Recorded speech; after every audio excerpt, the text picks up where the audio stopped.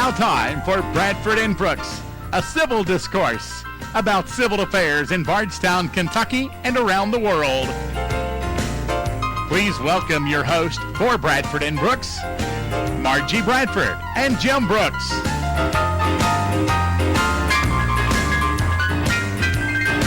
Now, get ready to enjoy a community forum to encourage citizen participation in the political process by the thoughtful discussion of political and civil issues.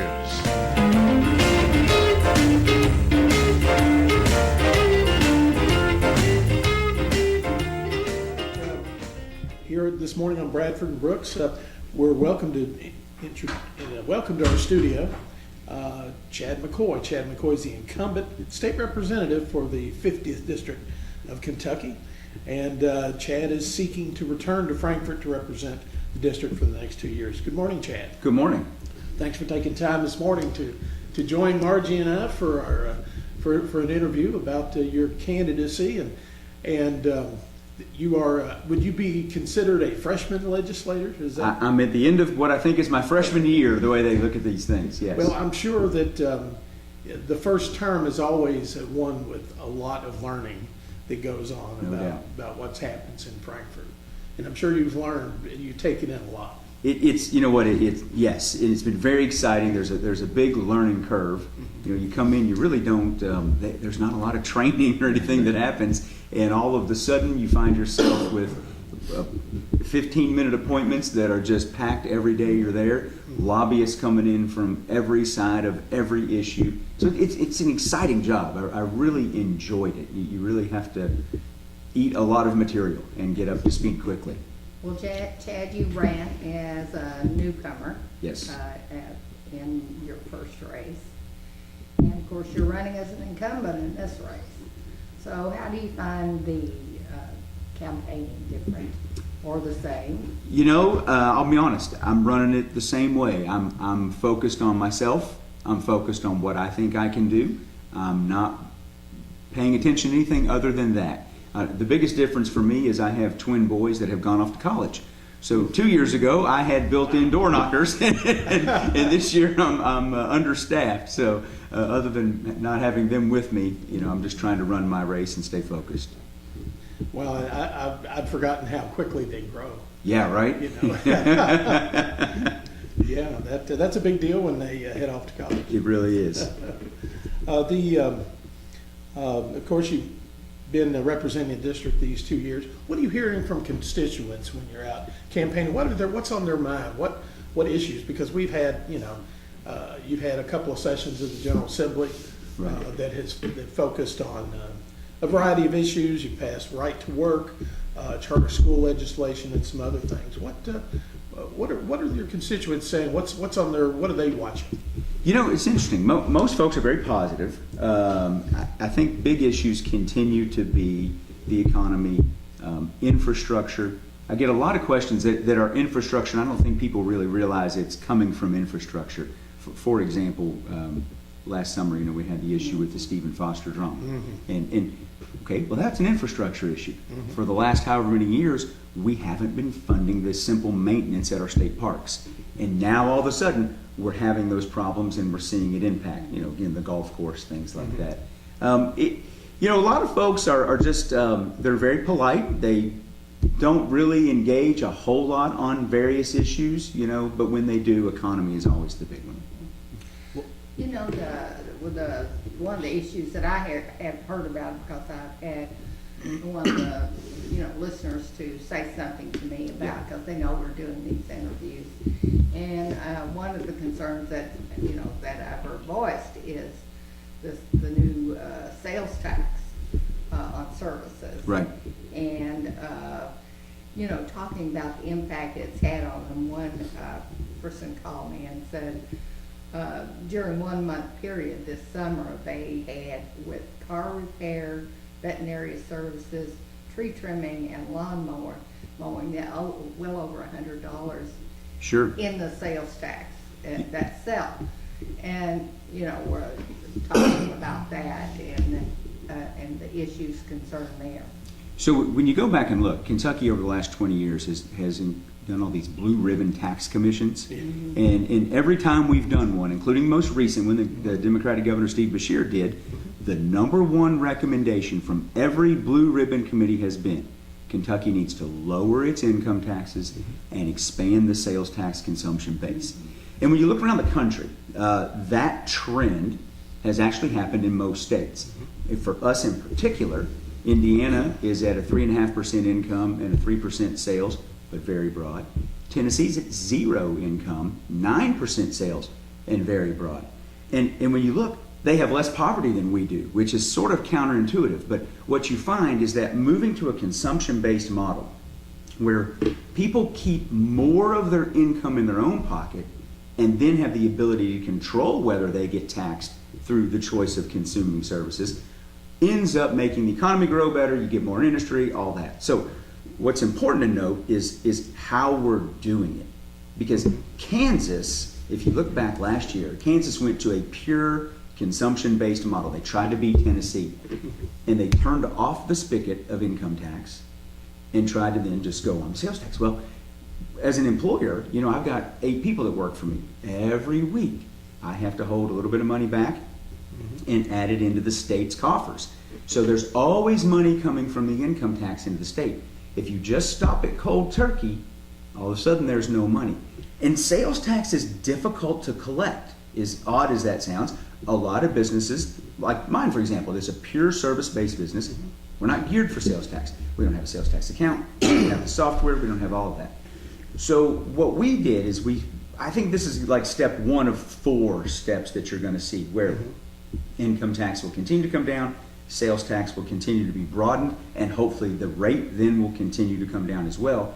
But what we did initially is we chose businesses that already were taxing sales tax. So for example, where you go get your haircut, they probably were a business that sold shampoo.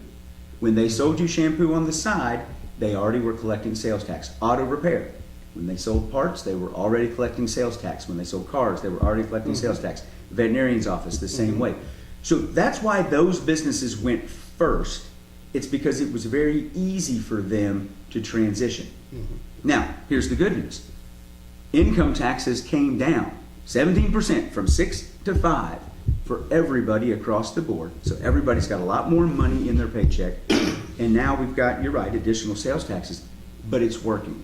We're already ahead of budget when you look at the money coming in and revenue going out, which means we're now starting to have conversations in Frankfurt about, okay, what do we do with the surplus? And those aren't words you've heard in Frankfurt in a long, long time. So it's going to give us a lot more money to do the things we need to do. What about the fact that charitable enterprises are being taxed? Yeah, so that had nothing to do with the legislature.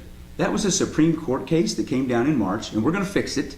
But it was just bizarre timing, the way it came out, and I think there's already a pre-filed bill to take care of that. As speaking as someone who's on the board of directors of our Nel Casa organization, and we worked really hard. Absolutely. And I want to thank you for your support for that, by the way. You're welcome. It's really just kind of discouraging when you're working so hard and everyone's donating their time. Yeah. Yeah, and again, that was the Supreme Court, so we'll fix it, but we have to deal with what they come down with. Well, Chad, do you anticipate there'll be the sales tax will be expanded again along with the commensurate cut in the income tax rate? Yeah, I do. If you look at the law, the way it works in Kentucky is it says all sales are taxed. Okay, that's the beginning law. If that were true, it would be $26 billion in revenue. Now, we then come in and we start carving out exceptions. Exception number 1. We're not going to tax food. Exception number 2, we're not going to tax medicine. Exception number 3, we're not going to tax agriculture. On those 3, there's pretty good general agreement that we're with them. But the next 400, they're nothing but good old boy, oh, hey, we need to not tax this. Hey, we need to not tax that. So I think we need to put all that back on the table and let's start looking at economically what makes sense to not tax and tax.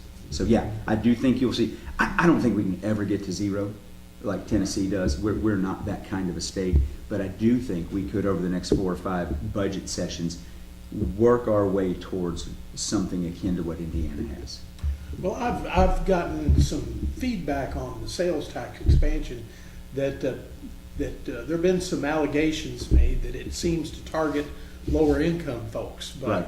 But you know, I think somebody who has a substantial income still has to pay to have their car fixed, and they still pay whatever that sales tax is going to be, if that's, you know, how it works.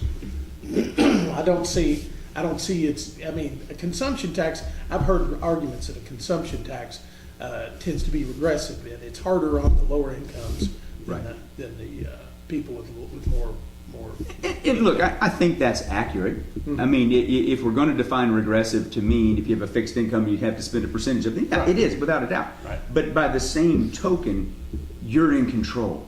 Wherein as a consumption tax, if you step back and you think about it, wow, we're saying to society, if you go out and produce, that's now a negative. We're going to just tax you regardless. Whereas on consumption tax, okay, you get to keep your money. Now, make some good choices for you and your family. And I get it. Sometimes it's almost an inelastic demand. If my dog is sick, well, I got to go to the vet and I got to pay that. If my car is broken, yep, I got to have that car to get to work. So you're right, there's some tension there, but there's always that kind of tension when we talk about taxes. Right. Overall, though, when people just keep forgetting, you're keeping more to start with. We've dropped the income tax. So I think people will find that. Of course, that brings up another thing that I have heard discussed. Yeah. That not everyone makes enough to pay 5% in income tax, and that at present time, or rather before that was passed, Right. that it would be maybe 2 or 3%. So making it across the board 5% is really a raise in taxes for those people. So That's the argument that I have heard. Sure, but it's an argument that doesn't hold any water mathematically. So you've got to remember 2 things when you talk about taxes. Okay. There's gross income, gross revenue, and then there's taxable income. So if your gross revenue was 150% of the poverty level or below, you don't pay taxes under the old system or under the new system. Right. So now what we're talking about is your taxable income. So I might gross $1 million and have cost of goods sold of $1 million minus $1,000, and I'm somebody who only has $1,000 in taxable income. That doesn't make me in the poverty level. So taxable income is really a bad measurement of whether or not someone is in the lower income brackets or not. But remember, under the old system, everybody paid 2% of the first 1,000. Everybody paid 3% of the next 1,000. Everybody paid 4% of the next 1,000, and everybody paid 5% of the next 1,000. So if you're making $4,000 or more per year, you got a tax break. Period. And now do the math. What's the incremental increase of the going to a flat 5? It ends up being like $60. I mean, again, if we were talking about a gross income, yeah, that would be horrible, but we're not. We're talking about a taxable income. So for true working people, what's the average income in Nelson County? It's higher than 35,000. Yeah. 40,000. So every single one of those people got a tax break. Period. And I know it, like, I mean, again, I get it. We're in a divisive political world. People like to spin things, and it's frustrating because it would be nice if we could just sit down and have good conversations about it. But it's not true to say that, oh, this was a tax on poor and a break for the rich. It just didn't mathematically work out that way. Well, Chad, what are some of the other issues that, as a legislator, you see that the General Assembly will have to address in the next 2 years?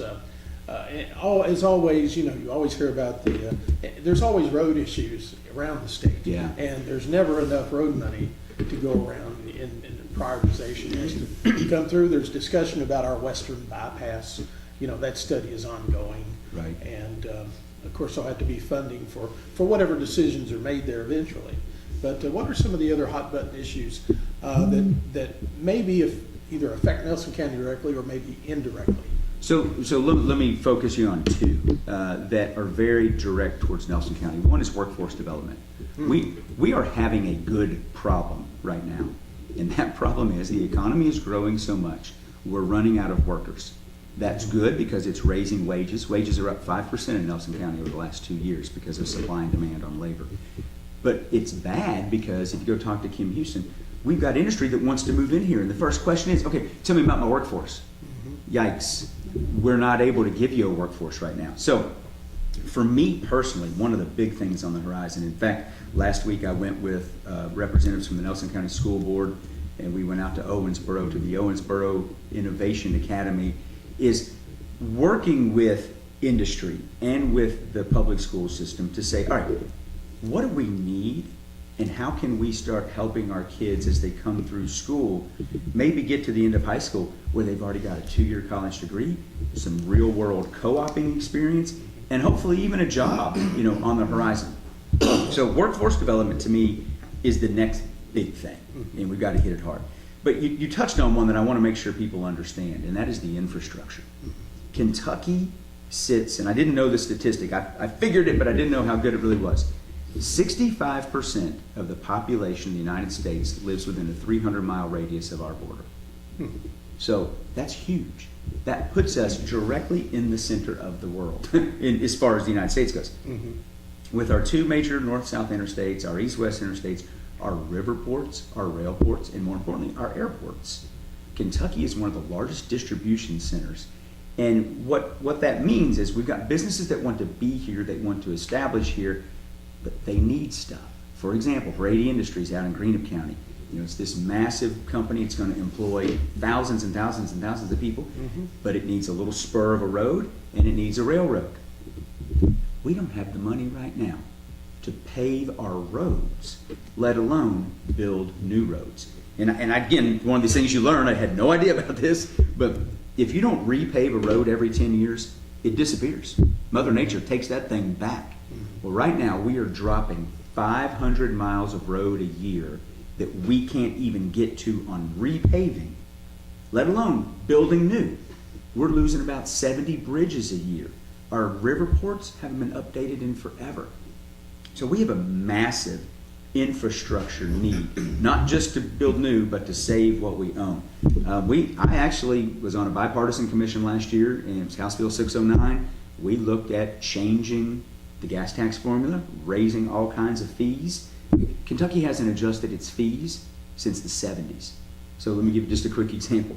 We had a piece of machinery that needed to be moved from somewhere in western Kentucky to somewhere in eastern Kentucky. A gigantic piece of machinery.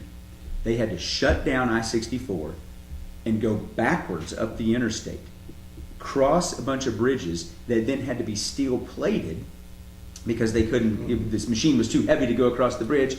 Just this whole thing. You know what that person paid for the permit to do that? It's like $1,500. In Indiana, it would have been $40,000 or $50,000 because they would have had to pay what the state ended up having to pay, which was moving power lines, steel plating bridges, just all that. So we've got a big need there, and again, it's a tough issue. Nobody wants to raise taxes. Nobody wants to have new sources of revenue. Everybody hates all that. But the reality is we've got an infrastructure problem, and we've got to deal with it. So do you have proposed legislation or? House Bill 609 went out last year, bipartisan support. We didn't get it very far at all, quite candidly. With tax reform that we did, it's just, those are big issues that politicians don't like to touch or talk about. Are there any other issues that you have any particular issue that you're thinking of supporting or, as proposing as legislation that you? I'm the primary sponsor again of the anti-death penalty bill. I think we need to get rid of the death penalty in Kentucky. And we could have a long moral discussion about it, but let's put that aside. It is an economically not a viable law in Kentucky. We've had the death penalty since 1978 back in place. We've only executed 3 people, and 2 of those chose to have it voluntarily. They were done with their appeals. But we've got 30-some people sitting on death row. We end up spending millions and millions and millions of dollars fighting with them when we could save that money, use it for something else, and just have a life in prison without parole. So the chairman of that committee, the Judiciary Committee, is Catholic. There's been a little change in Catholic dogma this year, and I think that's going to help us maybe get a hearing. We had a committee hearing on it July 4th, or the Friday before July 4th. I don't remember the exact date. And so there's some traction there I would like, David Floyd started that, and I'd like to keep pushing that. I think it'd be a good thing. Well, Chad, you mentioned workforce development, and as a local reporter who covers school boards, I have seen the shift in how that's become a priority for both of our public school systems. And I think they're anticipating some renewed or some flexibility within the school districts, giving more flexibility to direct resources and develop programs in that area. And of course, the legislature is a partner as far as school funding. And do you see the General Assembly being involved in enabling school districts a little more flexibility? Absolutely. And I've told our local folks, we have Wes is the new superintendent now, and he has surrounded himself, as you would expect him to do, with a team of just wonderful people. They are so goal-oriented, so open-minded, so pushing our kids where our kids need to be. I said, guys, use me. I'm a resource. If there's something in your way, let's get it out of your way. You all are the ones with the knowledge. You all are the ones that know what's going on, not the idiots sitting in Frankfurt. So tell me what we can do, because right now the General Assembly is very pro relaxing anything that's in the way. We need to get our kids better educated, get the better workforce, and keep this thing moving. Very good. Chad, Yes, I ma'am. did want to ask you about your position and also the disposition of what's happening with this Marcy's Law. Yeah. I know that it's, of course, it's going to be on the ballot, and it was, passed by the legislature to be on the ballot. But I know that, like the Kentucky Association of Criminal Defense Lawyers has come out against it. What can you tell us about that? Because on the face of it, you want to think, what's wrong with Sounds like a good idea, right? Right. giving the rights, Yeah. giving people the Pull- rights. pull up- And it's a very emotional issue for a lot of people. Absolutely. And go back and look. I was one of two in the whole General Assembly that voted against it. I was the only Republican, and I was the only House member, and Senator Schickel was the only senator. Here's why I'm against it, and I'll never forget this as long as I live, that when I started in law school, I had Professor Lewis, great professor. He never turned around. He's always facing the board, and he would always just draw a circle as he talked. And he said this, when you create a constitutional right, you create a constitutional remedy. And I don't think we as a society are prepared for the constitutional remedies that Marcy's Law could create. So here's the example. Someone's been charged with a crime, sentenced to 3 years in prison. They go to prison, and it's now the end of their 3-year period. Society has said, you're now going to be a free human being tomorrow. So they have that constitutional right. Marcy's Law has said, however, the victim will get notice. Victim moved. We don't know where they're at. We can't find them. Somebody's constitutional right is going to be violated tomorrow. Either the man who didn't get let out of jail or the victim who didn't get the notice. So we've just created a situation where we're going to cause a problem. And I think that everything Marcy's Law wants to do is great. Victims need to be notified. But we can do that through legislation. We don't have to go to the finality of a constitutional amendment. And in fact, we already have this law on the books. And when you talk to the Marcy's Law people, they'll say, yes, but it's not being enforced. Okay, if we've got an enforcement issue, let's back up and deal with that. Let's not go all the way to creating constitutional rights. Take another step. If you're charged with a crime right now, you're given a public defender. That's a constitutional right. Okay, I'm a victim. Do I get a lawyer now too? I mean, I don't understand all the proceedings going on. I don't know when I could talk, when I can. I just think it creates more than it's ever going to give us, and we can get to the same place through our existing laws. So I understand it's going to be on the ballot. I also understand it's not counting. Well, they're counting it. They're just not going to Certify it. Yeah. So. And I think it'll pass. I mean, I don't think most folks out there have bothered to learn what it is. They hear a sound bite and they say, oh, that sounds great. Well, when you read the law, when you read the proposed, Yeah. it's, how can you be against it? Right. So, But I was. well, that's what I'm Yeah. saying. But that's why. All right, well, I don't know that I've heard that explanation before, but it makes a lot of sense. And I tend to agree that the less tinkering you do with adding things to the Constitution, the better. Yeah, right. You know, it's better through legislation. Right, So. always. All right, well, Chad, we're down to about our last minute and a half or so. Tell our voters, our listeners, why you want to go back to, go back for another term in the Sure. General Assembly. So first and foremost, let me tell you this: it's a lot of time, and it's a lot harder than even I anticipated. I mean, it's a full-time job, but I have another full-time job that I have to do to keep paying for college tuition here. But honestly, I really, really enjoy it. I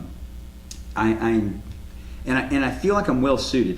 This is going to sound like I'm bragging. I don't mean to come off that way, but I've already gotten 5 bills passed. That's unheard of.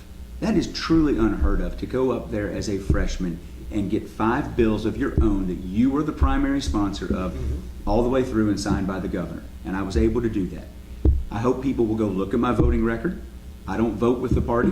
I'm not somebody that just pulls the lever. I've stood up and fought against the Republican Party on 5 or 6 issues. And they, it's great drama up there. If you want to go and watch it on KET, it's there. And so I really, really, really try hard. You may not agree with me. We may, at the end of the day, all have a different idea. But I honestly think about it. I read about it. And it's an ominous sound. Sorry. No worries. But I really do think about it and study up and try my best every day to do what's good for Nelson County. And that really is where my heart is. So. All right. Well, Chad, I think you heard the... That's right. That was it. I want to thank you for taking time out of your busy day to join us here at WBRT. And Margie and I will be watching the election returns November 6th. Yes. Wish you luck. Thank you. Appreciate it. All right. Well, that's it for this interview. And we'll continue on our show with our next candidate. You're listening to Bradford and Brooks on WBRT.